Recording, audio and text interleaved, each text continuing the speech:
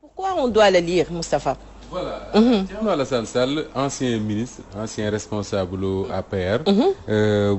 jiite woon sax les cadres de l'APR bi nga xam ne moom la Abdoulaye Diouf Sarr jiite léegi. nekk également ancien ministre des infrastructures et des transports. nekkoon ancien DG bu ARTP génn APR dem créer parti bu tudd la République des Valeurs. moom nag yàlla dafa bokk ci homme politique yi nga xam ne man xaw ma leen. Thierno Alassane Sall je le connais pas. musuma ko gis musuma wax ak moom téléphone musuma ko nuyu je l'ai jamais vu. mais dafa génne benn téere boo xam ne war naa ëpp 480 pages. man ma gisee téere bi sama réaction bi njëkk moo doon lii moom du ma ko lire parce que 480 pages quand même. dafa nekk loo xam ne dafa pour nga lire ko dafa laaj jot. mais mu am kenn ci suñu ay collègues yoo xam ne fii la nekk ci kër gi moom Thierno Alassane Sall mu yónnee ko livre bi. moo coow mu wan ma ko ma ne ko comme dal na sama loxo bàyyil ma lire ko ba pare. lire ko alors ci laa commencé lire livre bi mais boo commencé lire rek. daf lay intéressé forcément da ngay am envie continuer xam li ci biir. man jot naa cee lire au moins 321 pages ci 480 yi donc daanaka léegi ma jeexal bi ci ñett fan yi et li tax ñu taxaw ci mooy dafa am ñu taxaw ne dañ koy tontu ñenn ñi ne dafa révéler ay secret d'état maanaam ay mbóoti état wu Sénégal yoo xam ne kenn amul droit di ko génne ñenn ñi ne dafa def déballage ñenn sax ne fa bu ko kenn lire man ma da ngay nangul d'abord ku nekk choix am ne du ma lire wala dinaa lire mais man dama gëm ne boo nekkee un intellectuel man nga nekk journaliste man nga nekk enseignant man nga nekk chercheur man nga nekk cadre man nga nekk homme politique man nga nekk loo nekk su fekkee ne téere yu mel nii dafa génn même su fekkee ne tu dois te faire violence maanaam dafa war a metti ci yow mais da nga ko war a lire je crois que même le président de la République tey muy le président Macky Sall dafa war a lire livre bi encourager ay nitam ñu lire ko parce que buñ ko liirul xamuñu li ci nekk duñ ko mën a tontu yaa ngi dégg li ko la preuve mooy boo déggee fan yi nga xam ne ñooy jot a tontu du sax waa APR parce que APR les cadres ñoo ci def benn observation globale ak peut-être quelques éléments yu APR mais ñi nga xam ne mooy les zélés de Macky Sall ñi nga xam ne ay yóbbaale ma de Macky Sall ay ndunguru ñuy ndunguru Macky Sall ñoom nga gis ñu naan ay altoppe ñoom nga gis ñu naan dañuy tontu te bu ñuy tontu souvent au lieu que ñu tontu ci livre bi ak li ci nekk dañuy wax ci Thierno Alassane Sall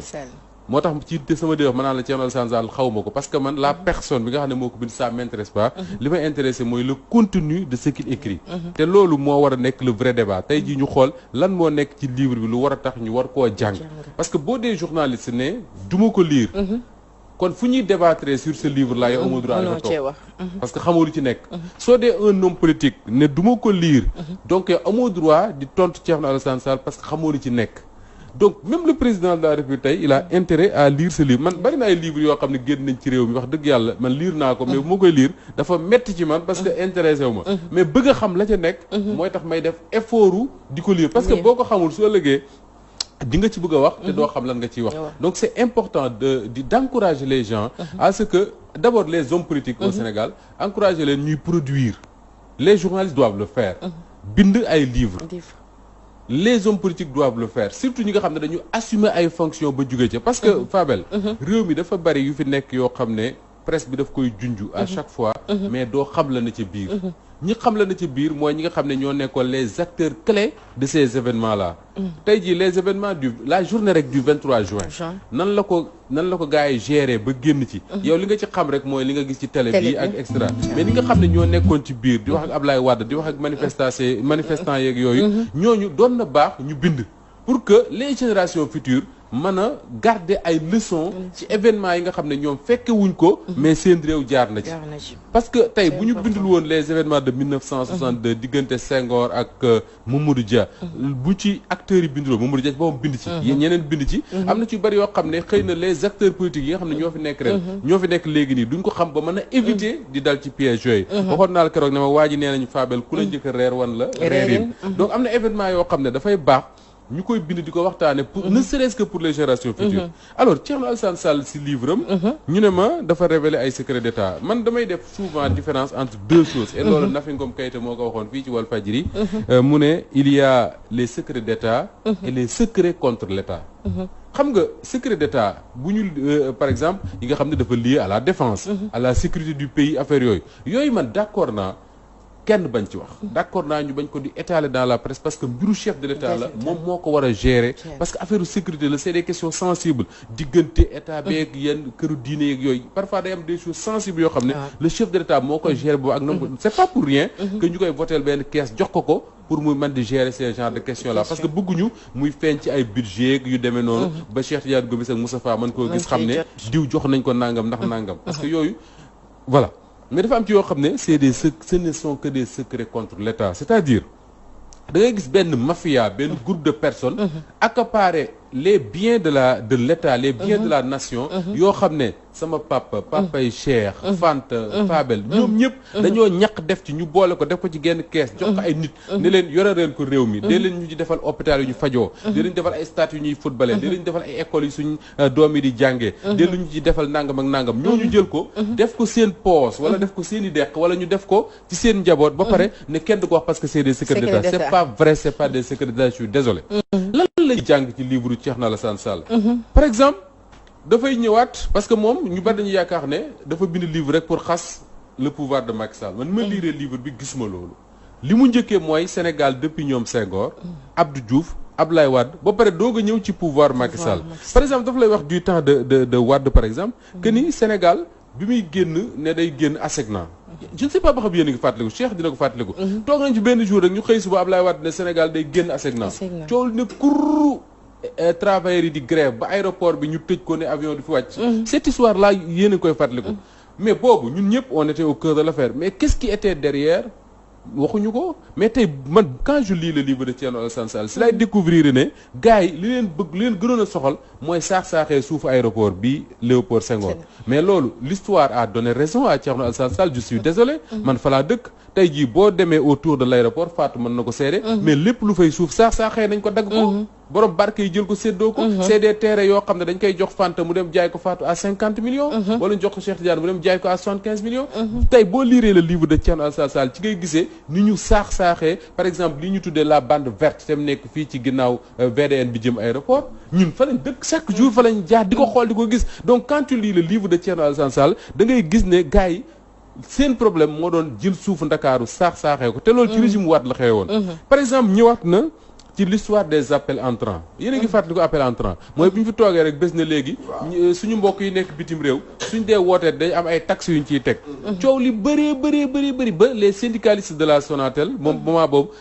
grève woon nañ fi indi woon marche woon nañ fi defoon nañ fi lu nekk mais boobu ñun ñëpp bëggoon nañoo xam mais appel entrant yi lan moo newoon ci suuf tey booy lire Thierno Alassane Sall nga xam ne c'est un cadre de l'ASECNA nekk ancien ministre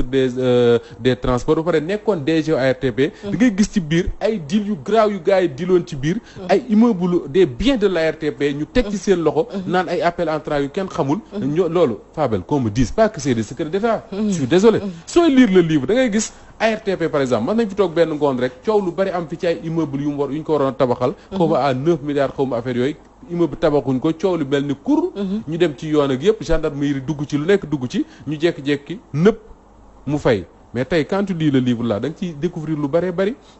l'autoroute à péage bi nga xam ne moo jóge Diamniadio jëm aéroport mais ni ñu ko financé li nga xam ne moo tax tubaab bi teg ci seen loxo mais lépp quand tu lis ce livre là da nga ci je dis pas que li mu wax yëpp dëgg la mais au moins di nga am aperçu ci li nga xam ne moom la gars yi di def suñu kaw te nanguwuñ ko wax l'histoire des lampadaires yi nga xam ne moom la ñu waxoon ne moom la ñu installé ci Ndakaaru gi lampadaire solaire xaw ma fu ne ñu def ko ay 50 et quelques mille lampadaires qui ont coûté à l'État du Sénégal ay milliards yu dul jeex nan lañ ko négocier nan la contrat yi amee lan moo tax ñu jox ko diw te joxuñu ko diw lan moo tax ñu jox ko étranger joxuñu ko les nationaux sooy lire le livre de Thierno Alassane Sall di nga ci xam dara tey jii soo taxawee par exemple l'affaire Franck Timis ak ñoom Aliou Sall ak yooyu luñ ci waxul Thierno Alassane Sall quand il a démissionné maa ngi koy fàttali ñu ne dafa démissionné waa APR taxaw ne démissionné wul dañ koo dàq nangam ak nangam cool ne kur ñu bari di ko laaj sa version des faits mais il est venu ci livre am raconter li nga xam ne moom la fekk moom la xam te si biir livre am il dit quelque part qui m'a beaucoup intéressé d'ailleurs il dit dafay tànn souvent yi muy bind du bind loo xam ne diggante ñaari nit la woon par exemple man ak Fatou rek ñu toogoon wax du ko bind parce que su ko bindee souvent day am problème mu seede mais day bind loo xam ne au moins ñett nit fekke nañ mais loolu c'est rendre service aux Sénégalais et chaque Sénégalais tey soo mënee lire war ngaa dem lire livre bi parce que di nga xam lu bëree bëri loo xam ne jaar na fi ci Senghor jaar na fi ci Abdou Diouf jaar na fi ci Abdoulaye Wade takk takkarnaase ci nguuru Macky Sall gi te à chaque fois presse bi dañ ciy bind ñaari ligne tey bu subaa ñu bind ci ñett après ñu jàll ci leneen on n'en parle plus man dama ne c'est intéressant que la classe politique suñu exercer des responsabilités ba pare Abdou Diouf laa fait bind na ay mémoire am Habib Thiam bind na yeneen homme politique bind nañ fi Abdou Latif Coulibaly bind na fi livre sur l'assassinat de Maître Babacar Seye bind na fi livre sur les moteurs des avions de Abdoulaye Wade la ak dile ci amoon ak lu nekk le bateau le Joola lu ne lañ ci bind donc c'est bien que les hommes politiques sénégalais ñoom xam lan mooy seen responsabilité mooy le devoir de rendre compte quand on dit le devoir de rendre compte nekkul ne boo exercer ay pouvoir soo paree da nga war a dem tribunal ñu àtte la non ça ne se passe pas comme ça mais gérer nga nekkoon nga au cœur des affaires xam nga yoo xam ne sénégalais ils ont le droit de le savoir parce qu'ils ont le droit de le savoir les 16 millions de sénégalais c'est pas des gens yoo xam ne amuñu xel mënuñoo xalaat mënuñu discerner mais li ñu war a xam dañ ko war a xam encore une fois su fekkee ne c'est des secrets liés à la défense à la sécurité du pays à la stabilité du pays yooyu yëpp mën nañ ko d'accord mais mënuma d'accord une mafia de quelques Sénégalais yoo xam ne représenté wuñ 0,00 nangam % des Sénégalais teg seen loxo sur les biens de la République ba pare ñu ne kenn du ko wax parce que c'est des secrets d'État kenn du ko wax parce que c'est du déballage man je suis d'accord pour ce genre de déballage